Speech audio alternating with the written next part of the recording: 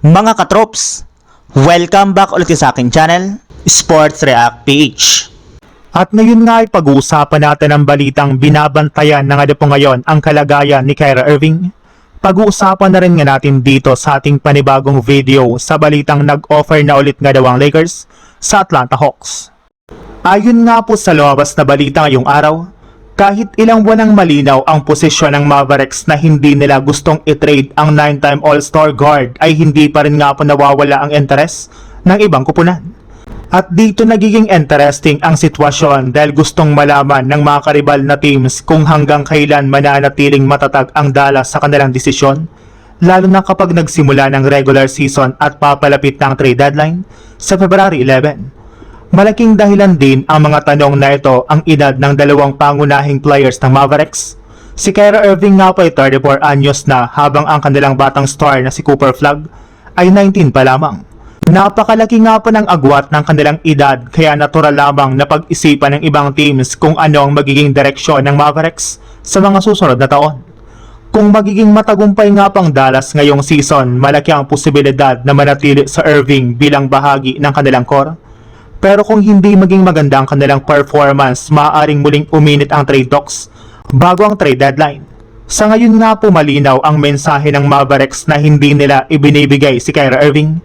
Pero habang papalapit ang regular season, siguradong patuloy na maghihintay at magmamasid ang ibang NBA teams.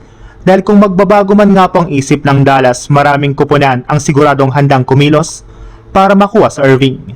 Samantala, punta naman tayo sa ating sunod na pag-uusapan sa balitang nag-offer na ulit nga daw ang Lakers sa Atlanta Hawks. 2 buwan na nga pang lumipas mula na magsimula ang NBA free agency. Natapos na rin ang minicamp ng Lakers sa Slovenia pero mukhang hindi pa rin tapos ang paghahabol ng Lakers kay Jonathan Kuminga. Ayon nga po sa lumabas na balita, patuloy pa rin nga po ang pakikipag-usap ng Lakers sa Atlanta Hawks para sa isang posibleng sign and trade deal na magdadala kay Kuminga sa Los Angeles Lakers. At isa sa pagkakataong ito, lumalabas na si Jaden Hardy ang isa sa mga pangalan na maaaring isama sa usapan.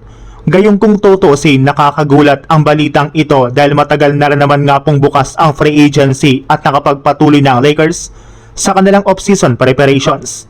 Pero sa halip na tuluyang kalimutan si Kuminga, mukhang gusto pa rin nga po ng Lakers na maghanap ng paraan para maisara ang deal.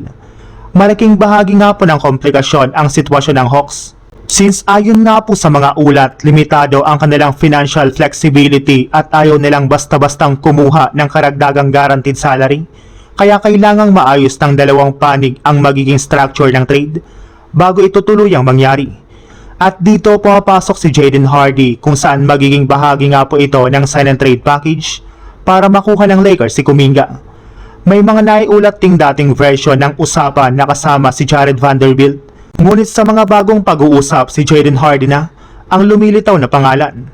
Malinaw rin naman nga po ang dahilan ng Lakers bakit pinipilit pa rin nila na makuha si Kuminga dahil nakikita nga po nila na maaari itong makapagdagdag ng athleticism, scoring at defensive versatility ng kanilang lineup.